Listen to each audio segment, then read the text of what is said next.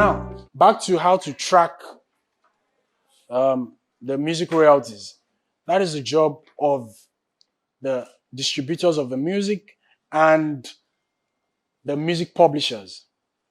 So I'm going to dive in deeper. This diving deeper, I hope I meet your expectations. I've said it too much, but it's something I think everybody should understand, and it's also an area of the music law practice that I think has a lot of promise for the industry and for the people who quickly tap in. I hope you get it. So I will still come to that. Okay. But we are not even at the question and answer session yet, bro. Okay, but let's do that. Let's take it. Do you want to read it?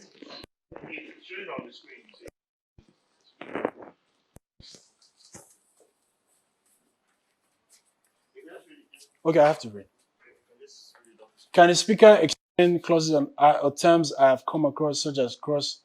Okay, I should talk about cross collateralization, first use, mechanical licenses, and controlled compositions. Okay, cross collateralization usually applies when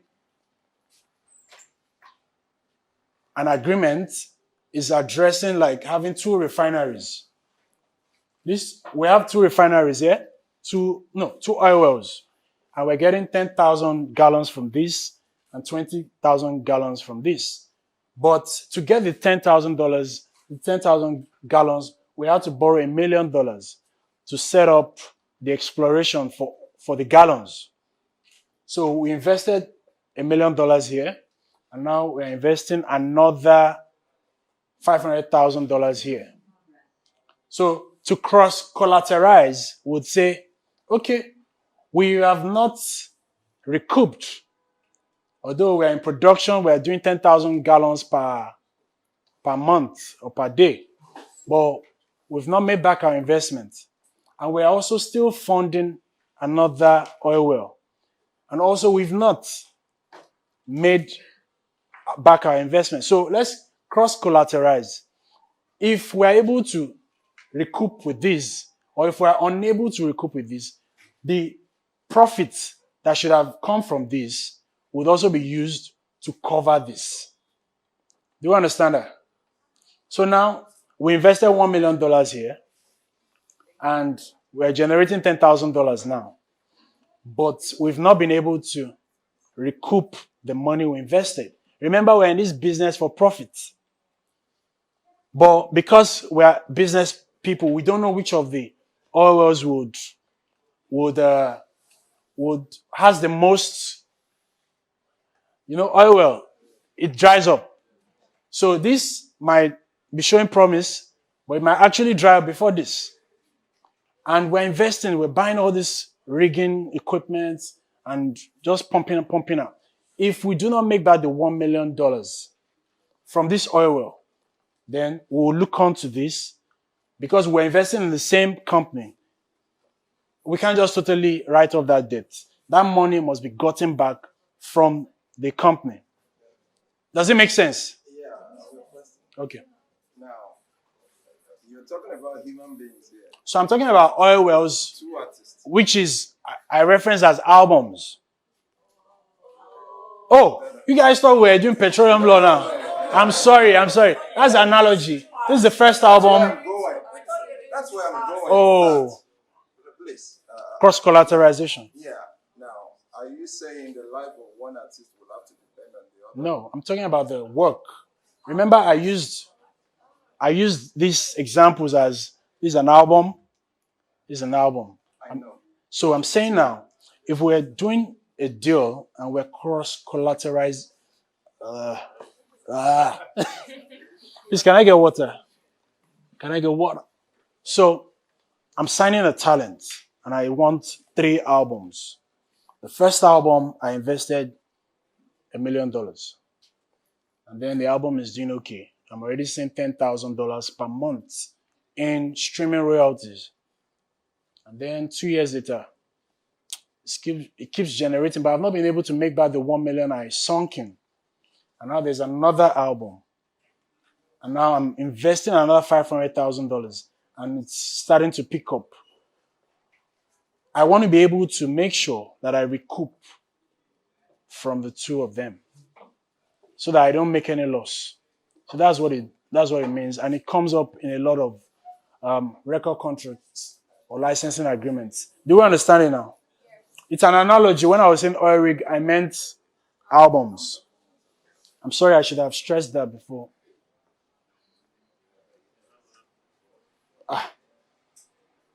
There were many things. I can't say it again. No, I've not finished that first one, Seth. Yeah.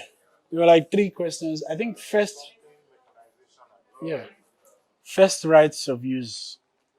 Yeah, first use mechanical licenses. Yeah, so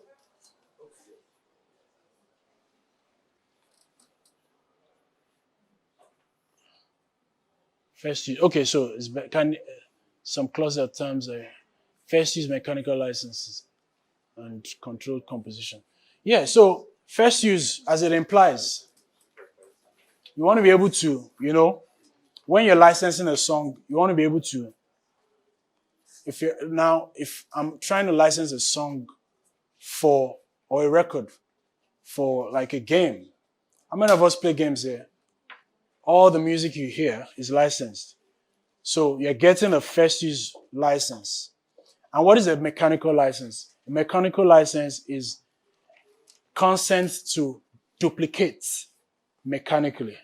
So before, like 100 years ago, the technology is whenever you create a record, you need to create many, many records. So like, let me give you an example. A CD, usually you go with a master copy and then you go to the factory and then they print out like 1,000,000 copies. That's a mechanical duplication of just one CD with 10 tracks. Now you have 1,000,000 CDs with the same 10 tracks. So anytime you're duplicating, there is a license on each copy. That's what we call a mechanical license. It's a concept to say, oh, I'm P Square. Let me give you my master CD. Oh, you can sell in Alaba. Print out 1,000,000 copies. For printing out 1,000,000 copies, I'm entitled to this. So that's a mechanical license. Understood? The third one is controlled compositions. So a controlled composition is the underlining song in a record. So this thing that I'm saying that I want to dive in deeper, let me dive in deeper now. Are we listening? Yes, sir. Let me drink water. Hopefully you're not disappointed.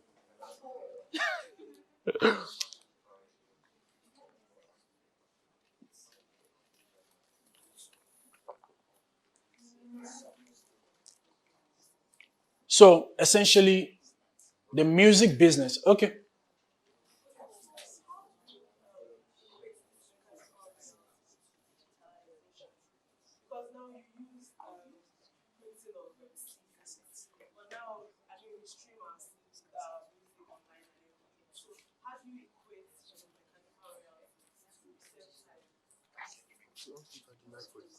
Okay. They want you to use the mic. So I was saying, how do you equate mechanical royalties, to digitalization? Because now we are not printing copies of CDs anymore. We're streaming online, and there's still mechanical royalties. So how does this work now?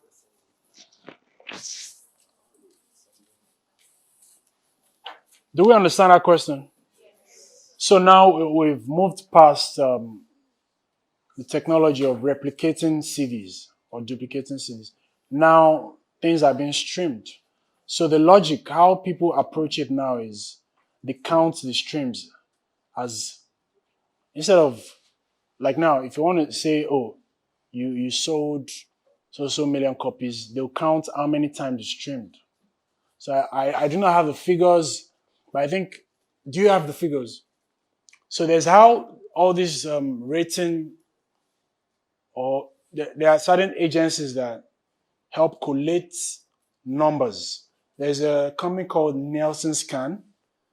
So if you hit play, we're like 100 or 50. How many are we here? Like 50. If the 50 of us go on YouTube now, and then we watch a video for as short as 20 seconds of a music video, it's going to count as 50 streams. And people will treat it as, okay, people were able to enjoy it 50 times, and that will count as, it won't count as sales. But I think they'll rank it, if there's 1 million streams, it will be ranked as 500 sales. There's a calculation that is equating streaming numbers to actual duplication numbers. I don't know if you understand me. I'm not a tech person, but it's just a calculation because obviously it's only one master copy you would upload. Like now you want to upload a film on Netflix. It's just one film you uploaded. But millions have access to it now, and it will count digitally as maybe like 1 million streams. And that would be the metric to gauge whatever the mechanical royalties are. Does it make sense? Because nobody is going to be duplicating any physical things. We are enjoying it by streaming it, and there is how they classify it. I don't have the actual numbers. I think if you have like 20 million streams, they will say you've sold like 50 copies. How many of you follow album metrics? Like you say, oh, first week, a rapper's album sold 50,000 copies. How many of us follow those news? Yeah, so it's about the streaming numbers. But they will calculate it like you had 500 million streams. In today's world, 500 million streams means that they sold maybe 100,000 copies. Understood? Yeah. Somebody was asking me a question. Right? Are we done with the questions? Yeah, I was about to dive in deep. So, the music business essentially is about two major things. Before all these things you see about live performances and endorsements, the two major things, how the business developed, was number one, written music, and then recorded music. So maybe like 200 years ago, we've always had musical instruments, right? And then maybe developed in the church. There was this thing where people writing classical music, the turning sofa notes and the lyrics. And then I guess at that time, just a few people were gifted in music. And people enjoyed music at public gatherings, like churches or social events. So some guy would come up with the writing of the song, would compose the music and come up with the lyrics. A classic example would be the hymns we sing in churches. Some master songwriter somewhere would compose the song, and then that is a song. It would reduce it to turning software to be in a lyric sheet or in a songbook, and then it will go to a publisher to mass produce for all the music lovers all over the world. This is my new creation. Can somebody give us an example of a popular hymn? Oh Lord my God. I think it's in the Bible. Is it like in a verse in the Bible? Yeah. So, but somebody came up with the music. So maybe a master organist or a classic pianist came up with a composition. And then when they write it in music, the publisher, you look like a publisher, you look like the guy that writes the checks. So it's not a prayer. You look like. So you get the songbook and then you mass produce, coming up with like maybe 10,000 copies. You ship to Asia, you ship to the Arabians, you ship to France from London. And then you have to pay royalties on what you're printing. That is where the mechanical licensing started from. Somebody had to write the songs, and then the music publisher had to mass produce and make it available to many people. Now, not everybody had the sophistication of the time to be able to sing and perform. It was reserved for special people. So maybe in our community, we had just like two people who were very skilled. They entertained the king and then they entertained the hoi polloi. And the bourgeoisies would hold court, they will call you. Maybe you come from a generation of performers. So you get the songbook, stand behind the instrument or an organ, and then you perform, you entertain. And then your performance will be enjoyed by many people. So now, what we have right now is a copyright in composition, in written music. So something changed. So I'm explaining the written music now. There's a songwriter, there's a music publisher, and then somebody has to perform it. Now, I'm the performer. And then technology happened. Then we experienced the new era. And that is what gave birth to sound recording. Somebody has to press on a button to record a performance. And then from that performance, everybody here that was rich enough will grab their copy. Are we following though? So we started with having a copyright in place. The song, the songwriter, and the publisher. That's one arm of the business. That's written music, aka publishing, aka music publishing. That's one arm of the business. Now, I'm the performer. Of course, the performer and the songwriter, they might not be the same person. How many of you agree? So I'm performing. Somebody has to press record. The sound engineer has to press record. And now we have a sound recording, aka master record. And that is what we call the music recording business. So you say, oh, that's a record label. That's a record company. Now this section is about the recording of a performance. Now this copyright existed before the performance.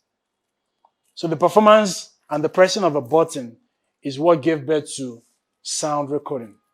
Now, the music publisher will now have a job to go into all the territories where the song went when technology now came. So he asked the question that would last.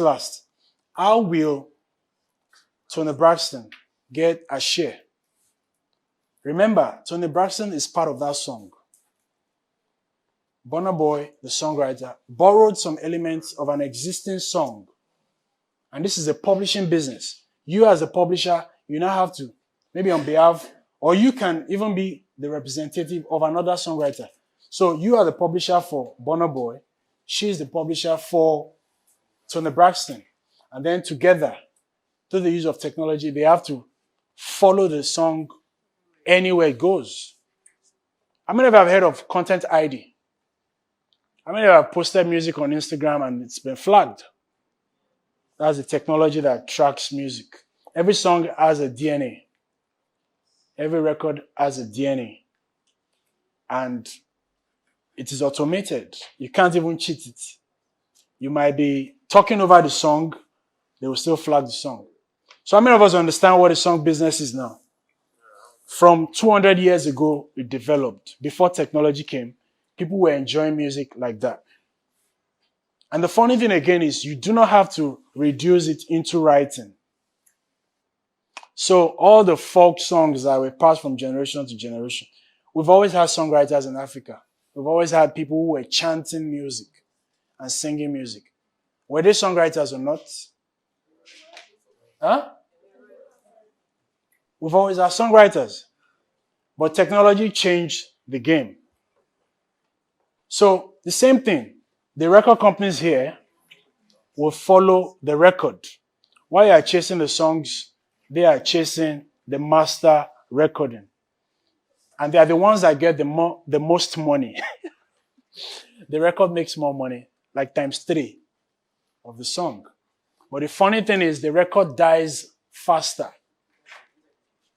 How many of you understand that? Sound recording is for how many years under Nigerian law? Huh? So you would get money faster, more money. So in a month, your share of the music royalties. So now, how many of you know you can't enjoy a record without a song?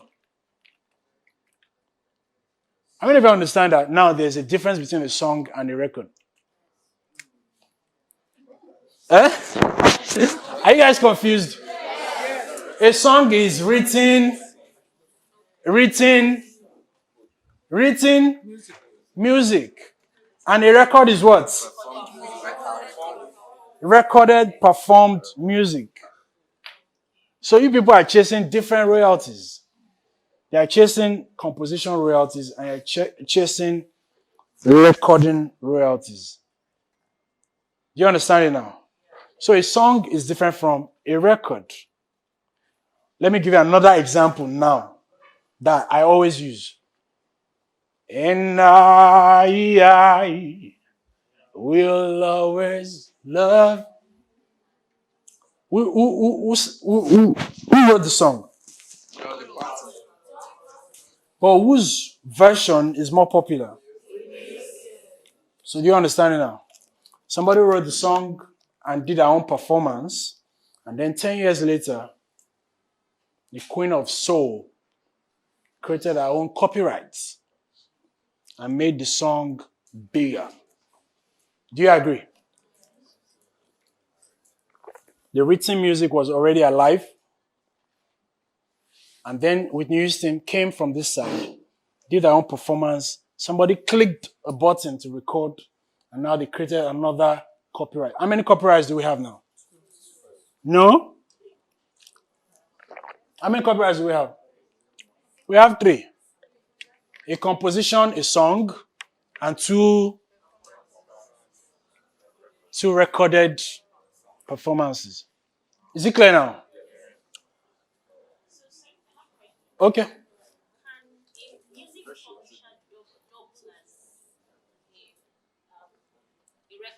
Yeah. In Nigeria, they do that a lot. So what you find, okay, another question.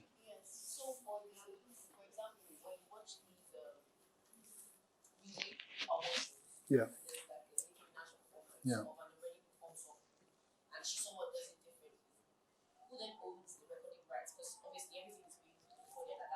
Yeah. So anybody that does any performance usually would own the sound recording. So now, in the 50s, in the 60s, in the 70s, people were, even all these church sermons, they are creating sound recording. What is sound recording? Just recording sounds, Abby. It's that easy. So even what you're recording now is my copyright. No, actually, the person paying for it owns it. So if a Whitney Houston does a performance, a label is paying for the production, and then the label will own it. So 10, 20 people can do that same and they'll be creating new copyrights. The song is alive for 70 years after the death of the last person who is a collaborator or co-writer on the song. How many of us understand what it means, joint authorship? Music is very collaborative. People always come together to create. So if 2 people, one is 14 years old, the other person is 50 years old, they created a song maybe in 2020 or year 2000, and then they both lived. The older would usually die first, if all things being equal.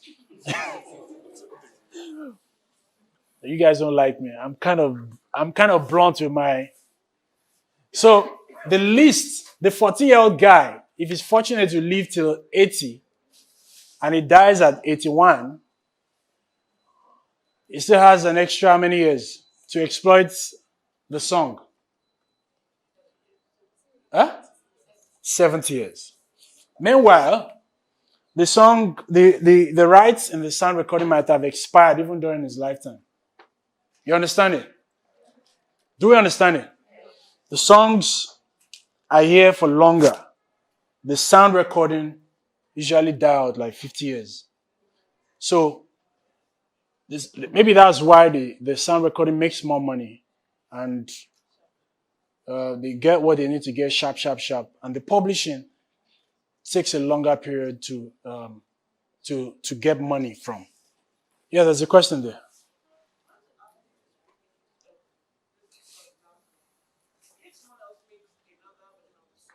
Yeah. You have to always license from Dolly Parton the song. So if it's the Whitney version you want, you will still license the song. Remember, the song is the foundation for the record. Anything you enjoy on TV, radio, on streaming platforms, they have two copyrights embedded: the song and the record. So if you want to clear it, you must go to the publisher. No, the publishers. And you must always go to the record company to clear the songs and the records. Another one? Okay.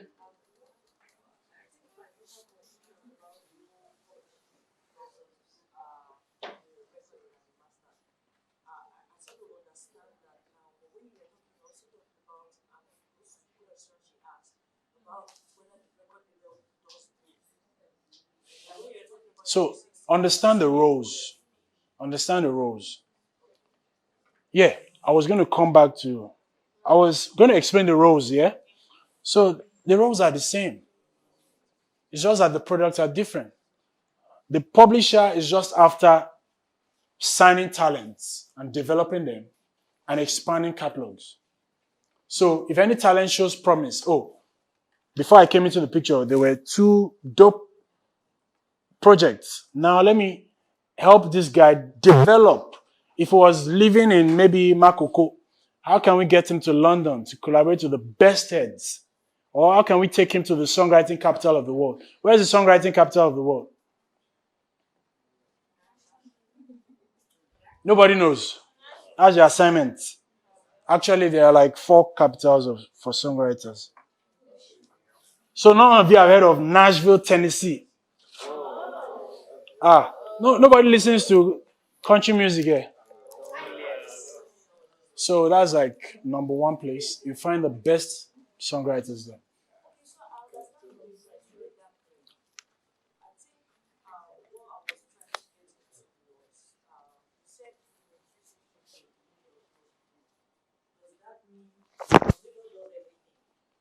So in a 360 agreement, yeah, it works a lot in Nigeria like that because I even advise, I champion it as well because I can't vouch for this talent to stay with you for a long time.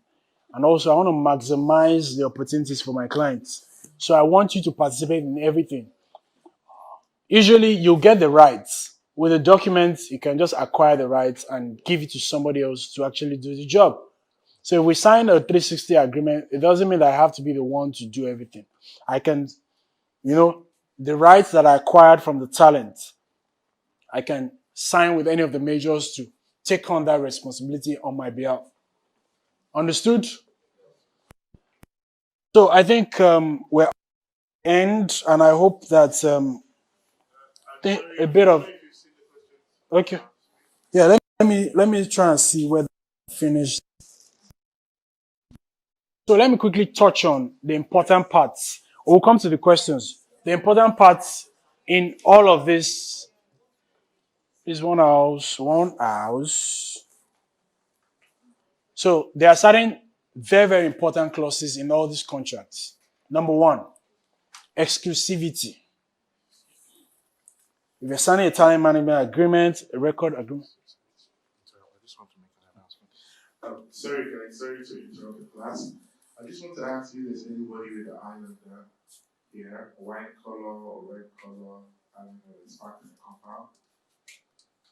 If you are, can I please see you outside? Thank you.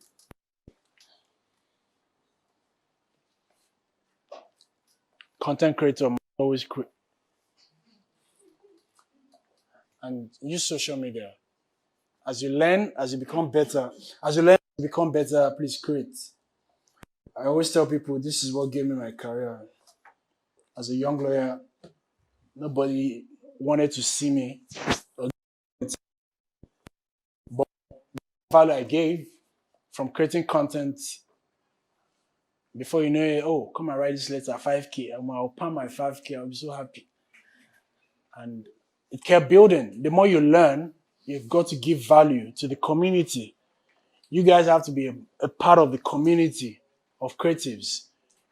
There are some of you, the people you hang out with Monday to Sunday are lawyers.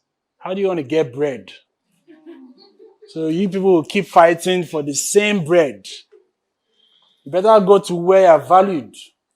As a lawyer, the only time you should be fellowshipping with lawyers should be when? MBA conferences and SBLs. Weekend, you have to be in the thick of the matter where they happen. Like me, I don't joke.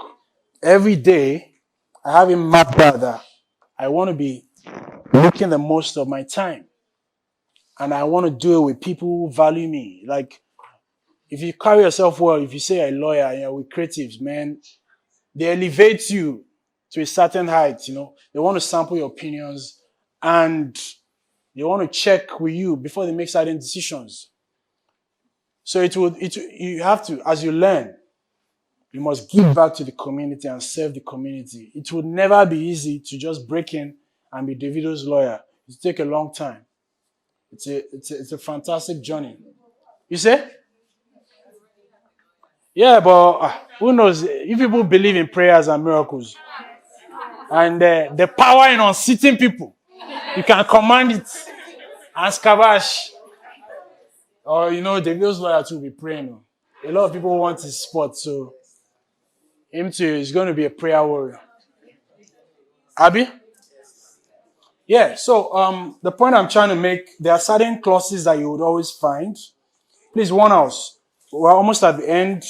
After what I say now, we'll just dive into the questions and then it's a wrap because I have to yield the floor for somebody else. So there are certain clauses that you would always find in contracts, and usually they are determined by three parameters. I already mentioned exclusivity, right? Exclusivity is very, very important. If you are in a relationship, you want it to be as exclusive as possible, which means you are excluding others from exercising certain rights or taking certain benefits out of that relationship. If you are a talent manager, you want to be sure, am I the only one actively managing this talent exclusively? In what territory? Am I going to be his only talent manager all over the world, in the universe? Or am I just holding Nigeria or Africa? Is he going to have another manager to look after his business outside of Africa? Which is something I recommend. I recommend that talents have different foots on the ground in different territories. It's for their advantage. But again, if you're a smart talent manager, to try and be the guy. Because all those guys outside of Africa can eject you from the play. Easy. Knowing talent for who they are. I'm sorry. Any talent that is watching, you guys are not the best of loyal people. Honestly, I'm shocked. When a talent is loyal, I'm shocked. Like, it might appear like I'm painting everywhere with the same brush, but I think it's the nature of them to always move fast. They're restless. They want something new at all times. So exclusivity is very, very important. Number 2, ownership.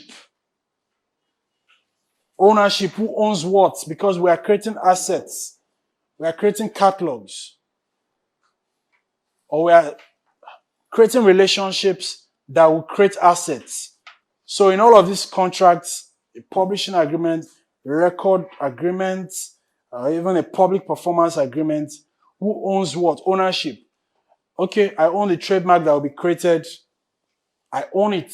I own all the songs that will be created. I own it. All the videos that will be created, anything of my live performances in it, I own it. So another point is control. Who has the final say? As a talent manager, do you have the final say in certain business decisions? As a record label, do you have the final say? As a songwriter, do you have the final say? Because sometimes you create your baby in a certain manner. Your song is your baby. And then some people, they license it. And then they're not treating your baby well. And you're like, oh, my baby cannot go to the marketplace like this. You have to apply better pomade. It has to look attractive. I don't want anything that has my name on it to be presented in this manner. Remember, one of the benefits of owning a copyright is you reserve the right to display the work.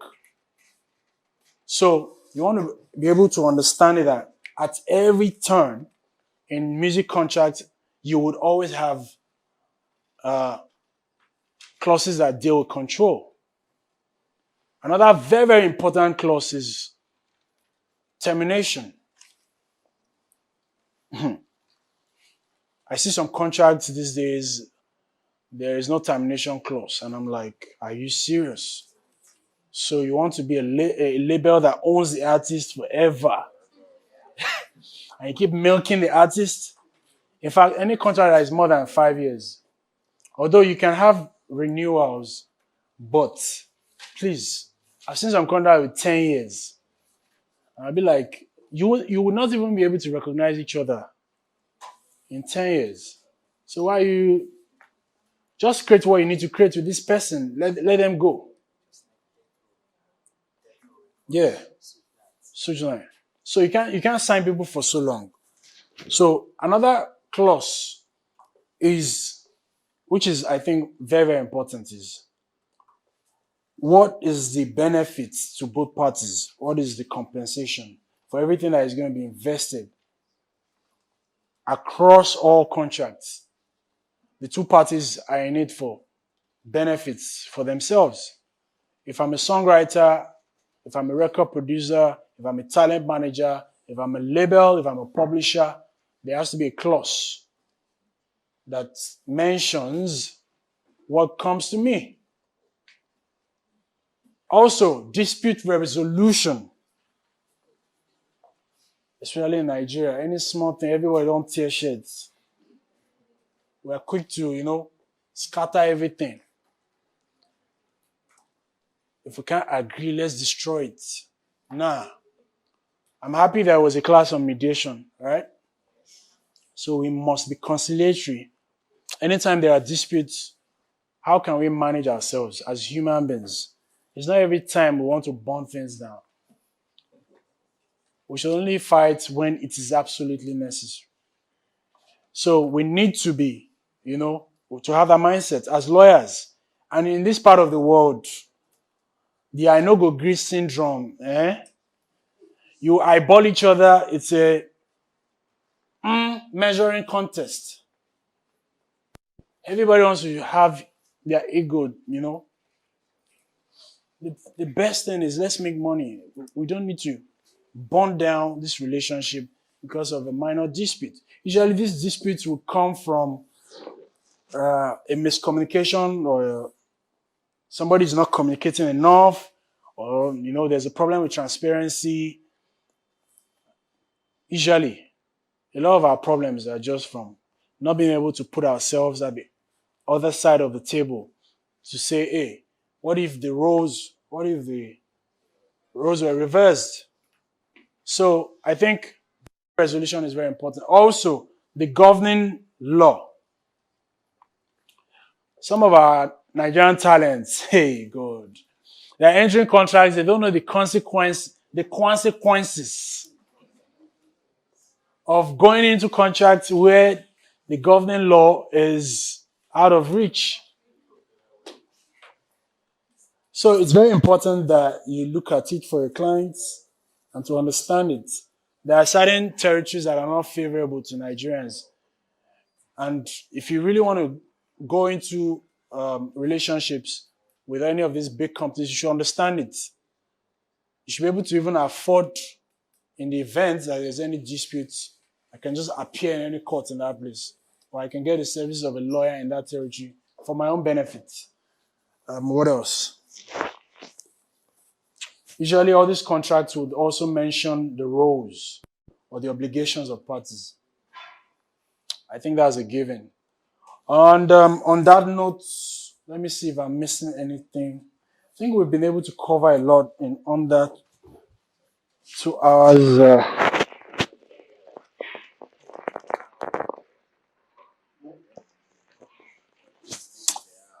Yes, on that note, in closing, I think there's a lot of opportunities for lawyers. I want to stress it again. It will start with you having an idea of where you want to be useful. I've already said you have to know the business, the ecosystem. I've recommended all these resources. But again, you have to know yourself. This is the area I want to tackle. I gave you 2 examples of areas you can easily just start to look at. Representing sound engineers. If I meet young lawyers, that's what I'll tell them. Look at representing sound engineers. See, they're entitled to sound recording royalties. And many of them don't know. Especially in Nigeria. If you are a mixing engineer, you are entitled to maybe 3%, 10%, no, not 10, like 2-3% of the royalties. And just imagine you have just 10 songs that are doing well and you're getting 2%, 3% of the master recording on a monthly basis. You'll be good. You are making money while sleeping. So if a lawyer comes and they understand it, what is sound exchange? How does sound exchange help you get your share of the royalties? And you know how to teach. And you can show them, you start with one person. And when you do it for that one person, he's going to tell everybody else. Oh, that's what I did for this sound engineer. I've been able to get him so soon. That's my pitch. I'm giving you my pitch now. Maybe I tell you I've done it for this guy, you can call him. Sometimes they will call each other like, hey, and the lawyer will run them. That's a good place to be. So, also, if you are good at finance and you can help people get money for their projects, film projects, music projects, sign the books, you'll be doing it. Sir, we need people to fund production, sir. And if we have lawyers that can be very adept at bringing funds to film production, to music production, that's a big plus. Usually the way it is done abroad is for every transaction you help to facilitate, there is just your cut from the top. So if I'm getting $10 million for you, maybe the way I work is I get 10% of that, or 5% of that, or 3%, or 1%, whatever it is. So it's a numbers game. If I'm able to do a lot of these deals, I'm happy. So I've given you 2 examples. There are many more examples that would be revealed to you as you know more of the business.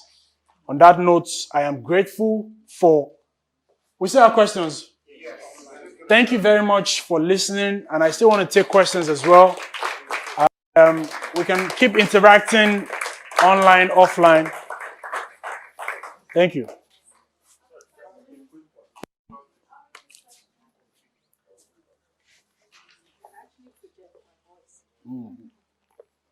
They are recording. Okay, so this question is different. Like, call it elementary, but I'd like to know, for music performances, who pays the taxes? Is it the show promoters or the creative? I hear you when you say they take about $50,000 or $30,000. So I want to know at what point do they pay taxes? Great idea. So she's a tax lawyer indirectly, and we need tax lawyers as well. Okay, I have a tax lawyer I usually send So if you're a music lawyer and you understand taxes, so the thing is, people pay taxes on their profit or their income. So it's not going to be Whiskey's business to be bogged down by the thought of taxes. I believe if a show promoter is doing a show and he makes a profit of maybe $300,000 or £300,000, I think he will have to pay taxes on that. If he makes a profit, a lot of these shows actually don't even turn out great in terms of the numbers financially. But I think there are also certain performances that you will do, and the promoter would insist that you can't take the money out of the country withholding taxes. How many of us have heard of that? So I'm not very good at taxes, and I have people that do that for my clients. But I know more often than not, especially with the musicians, they don't want you to touch their money. Just pay me my money. If you want to pay taxes on that, that's your own problem. But this is what I would get out of this transaction.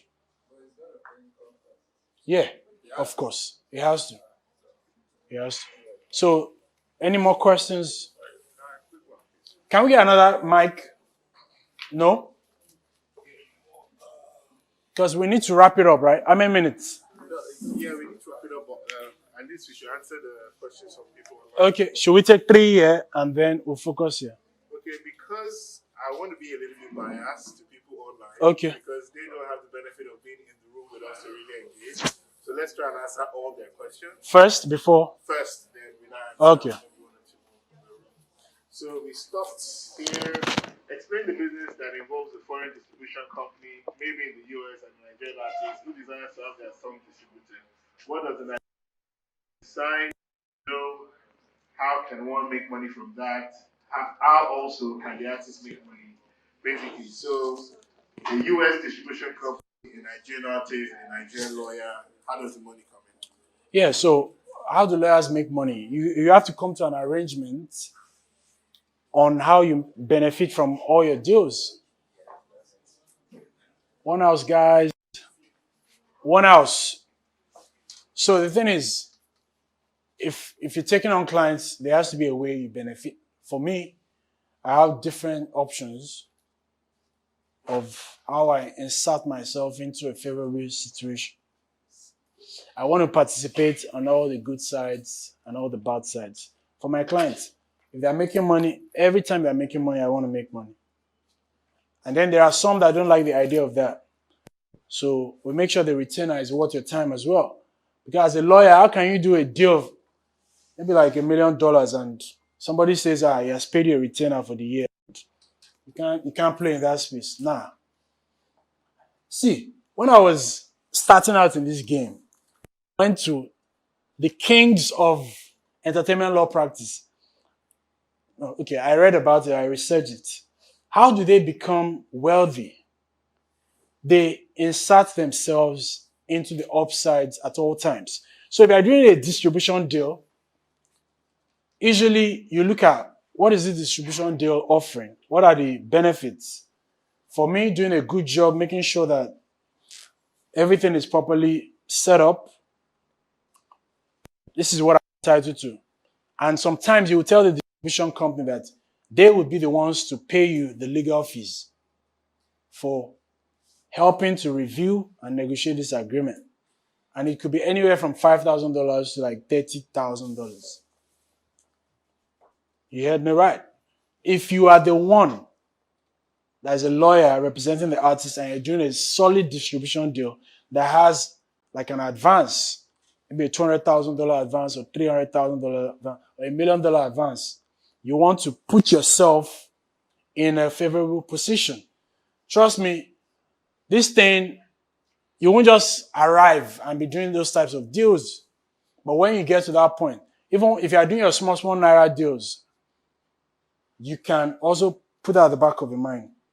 In Nigeria, you want to get your commission from whatever is going to the artist. If you negotiate a Guinness deal or a Star deal or an Origin deal or a Global deal, if you're loyal to the artist, don't say, the person paid you 200K retainer or 300K retainer and all those opportunities, you just be letting it pass you by. How do you want to be rich off being a lawyer if you don't want to participate? And then all these guys we admire, all the biggest law firms you admire, that is how they make sure that the light bulb in the office stay on. So the next one. Please, what's the difference between music publishers and distributors? Yeah, we already mentioned that. You already mentioned that. So there's a copyright in the lyrics, a copyright in the music, and a copyright in the sound recording. What I want to understand is the music aspect of it. I understand it being the sheet music in the olden days, but in today's parlance, can that be said to have translated into beats? Yeah, so beats are also like written music because you are like I mean of us, does anybody play the piano or the organ here? Huh? Yeah, so you can sequence beats and you know that you can reduce it into written music. So it's the same thing. Beat makers are songwriters as well. We agree? That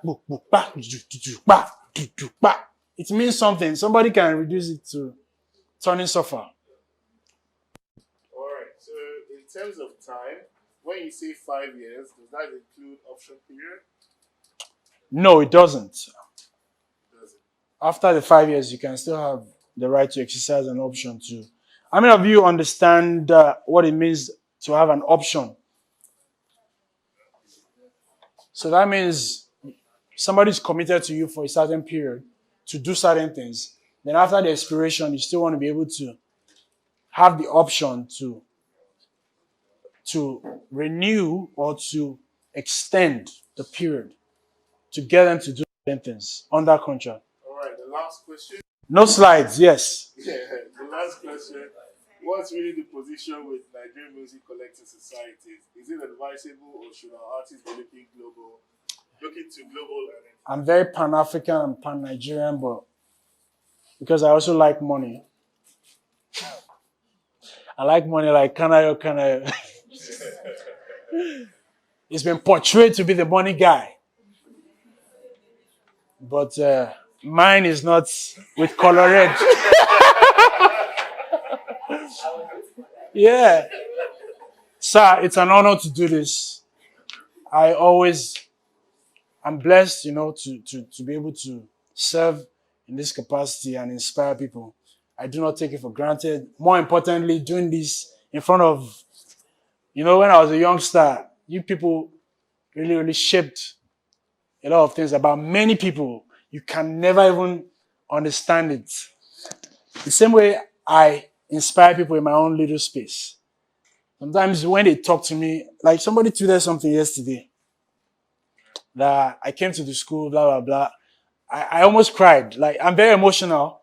And that's why I love music because it was an outlet for me to express myself. Can we take like 3 questions and we're done? Okay. You, no more. You guys have been saying something. Let's do it here. Yeah. I think maybe from the back we can start from there. Or can we take more than 3? Let's start from the back then come forward. No, start from the back.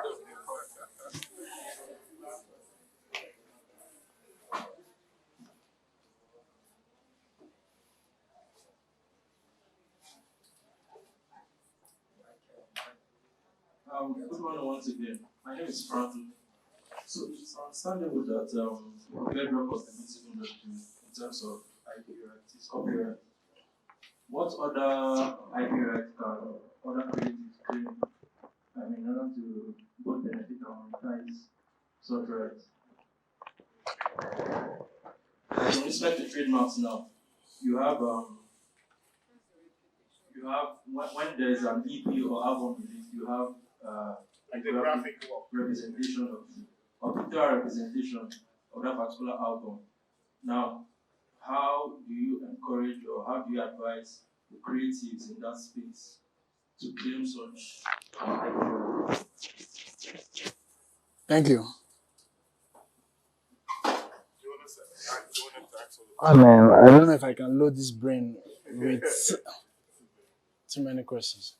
So the thing is, the 2 most important assets are the copyright in the music and then the trademarks.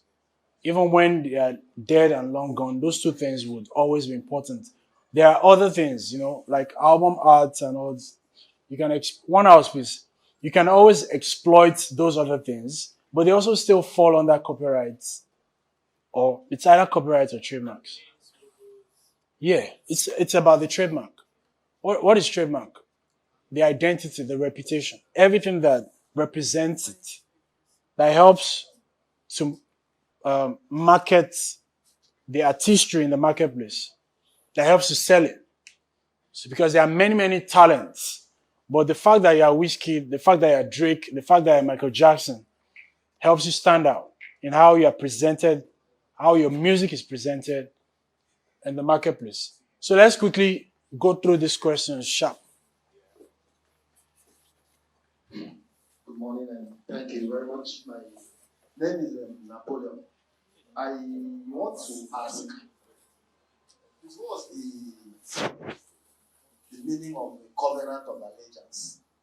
Because a colleague of mine forwarded something to me before, and it was a real problem. That's the don't leave me contract. Yeah, it's a scam. They were just trying to get money from it.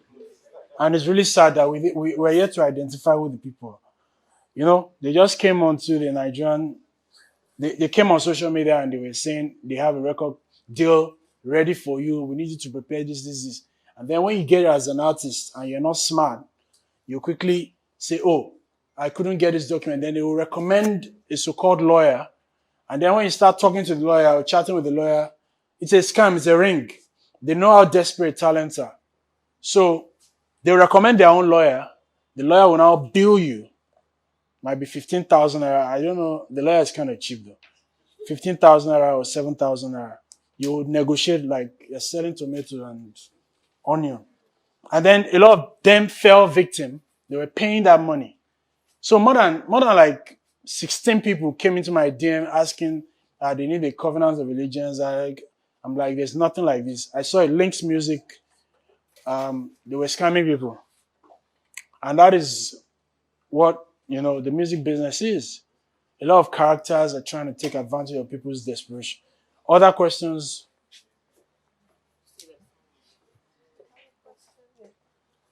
So, let me give the example of the listening song. I always love you. So, in the event that someone wants to sing that song in another way, who would you get copyright from? Would it be from the songwriter, the original songwriter? Yeah. The Songwriter. songwriter. Because it's Not the one that has yeah. the song. So the principle of copyright is when you create something original, you have to be the one to exploit it to the exclusion of others. So if you created and Josh Too Funny does the Ebelebe version of that and sings it in his mother tongue, it's still a variation of an original creation, and you would constantly have rights over that. Hello. You said earlier that music industry is fast, and most of these talents are not patient. So, as regards to these contracts, will there be instances where there will be time constraints for you and the lawyer to actually look at these contracts? Because there are so many contracts involved in it. So, how do you maneuver this? Because you can't give you that to sit down and start saying what to go take by page, letter by letter. So, what's the Yeah, you have to prioritize. If they pay you some money, you would have time. You'll make sure that you deliver.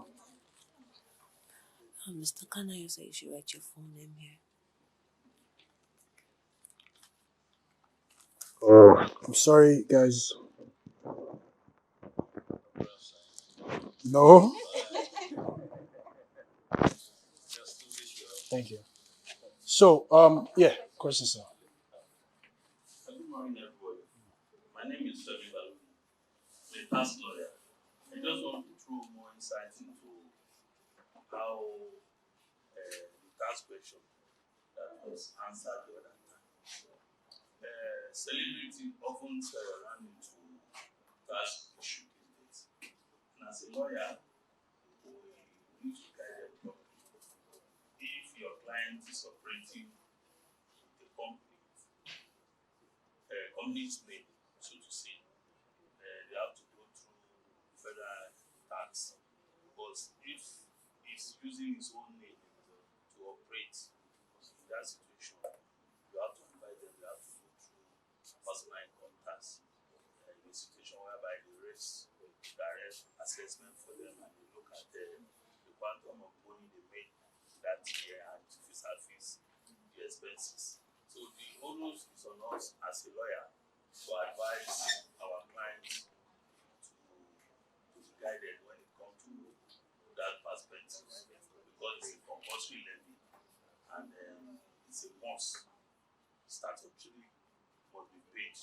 So, by mentioning if we are indeed as a lawyer and our clients ran into issue, you say, what the lawyer did, what the lawyer did. So, even as an entertainment lawyer, we need to keep ourselves abreast of necessary stars in the industry. Thank you. Thank you very much. Thank you very much, sir. I hope we heard loud and clear. Thank you. Good morning. My name is Faisal. I read somewhere that the U.S. Copyright Royalty Board sent a new setting to pay publishers and songwriters to 15.1. I think that's from 2018 to 2026. I just want to know, will it be retrospective? Yeah, it's Or wrong. will it affect Nigeria too?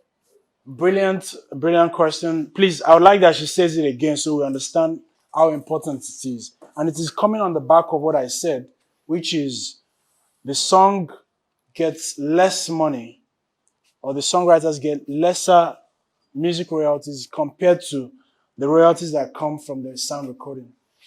Okay, what I said was the U.S. Copyright Royalty Board set a new percentage to pay songwriters and publishers, and it set it at 15.1%, and just begin from 2018 to 2022. So I wanted to know if it's retrospective or not. So, do you work in music or Yes. where?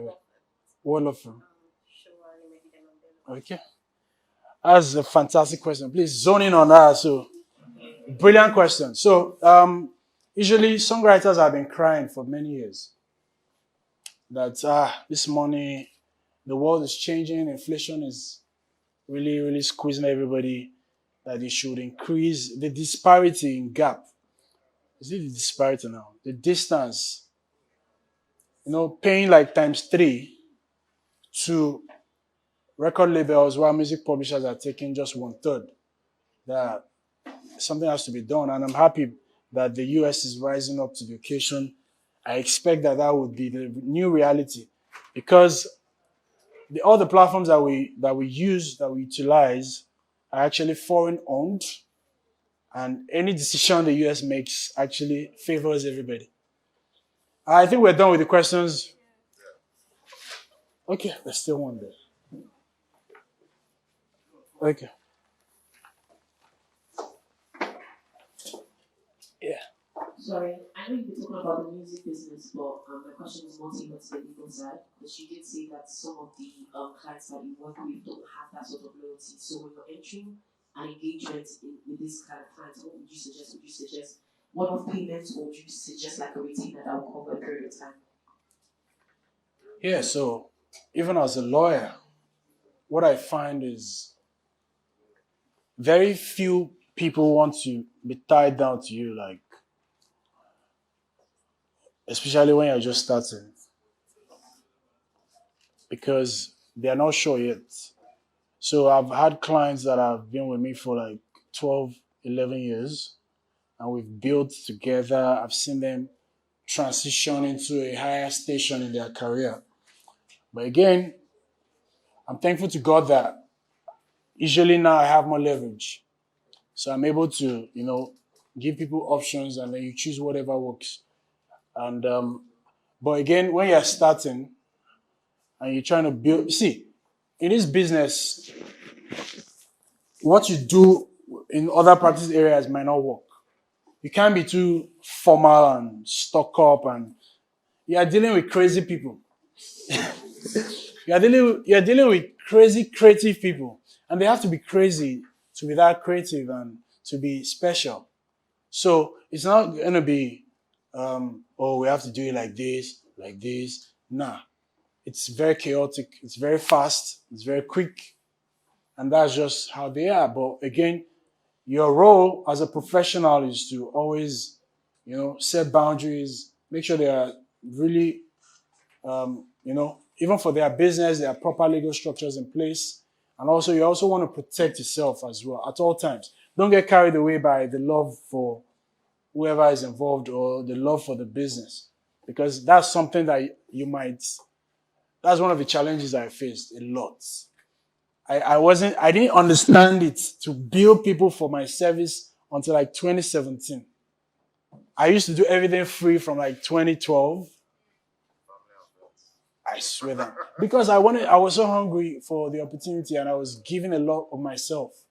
So anything you see me doing now, I've been doing it for maybe like 11 years. So I loved it. But 2017, I'm like, this love cannot pay these bills. This love for what I do cannot sustain what I'm trying to do. So I just did a 360. All the guys, I became a new creature, and they're like, is this? And my life changed, and things got better. I could pick who I wanted to work with. There was more peace. I wasn't stressed because you raising your bill as well or your fees, it will just weed out all the very, very not so useful people that would always want to stress you. Thank you very much. I appreciate it. Wow. Wow. Can we please give him another round of applause? This was most insightful for me personally. So when I was coming for this training, right, I told myself even I wanted to learn as much as I could from these guys. And wow, I am blown away by Akinyemi's class. There's something similar with this class and yesterday's class when we had Beverly, because both of them overshoot their time, they shut up their time, and we didn't mind. So thank you, Akinyemi, once again. Thank you so much. Please, just for the sake of it, another round of applause, because I learned so much. I hope people that are participating virtually, I hope you guys also learned as much as we did. We've been able to go through all your questions on the screen, and I hope that you guys also had the impact. Please follow Akinyemi on Instagram at Akinyemi Law. It's on Instagram and Twitter mostly, but I think you'll find his Instagram page more exciting at Akinyemi Law. Yeah, and if you're sharp, you follow all the other speakers that we had again. Maxi B, Akinyemi, Fola, and who else? Manners Matters on IG. Wonderful. Thank you so much. So, guys, we're going to proceed to our tea break now. I just want to say a few things before we do that. One, don't forget, if you brought a car and you parked in the second compound, please come and meet us. We have a gate pass for you. You don't have to pay. We apologize for what happened yesterday. You were not supposed to pay, and they just took advantage of us because we didn't pass that information correctly. So please come. We have a gate pass for you. Secondly, in regards to the NBA CLE points, yes, we also noted that the form that was sent only recognized Lagos State, and we sent a complaint yesterday, and it has been corrected. So they forwarded a new link to us, and that link will be shared to everybody again, both people that are here and both who are participating virtually. So when we share that link with you, please fill the form again. If you filled it yesterday, yes, please fill it again today, because this is a different link. This is a corrected link, so please fill it today. Thank you so very much. Please let's go for our tea break also downstairs, and we'll show you the way. Thank you. For those that are online, please, we're going to come back in another 30 minutes, right? Join us back in 30 minutes. Thank you very much.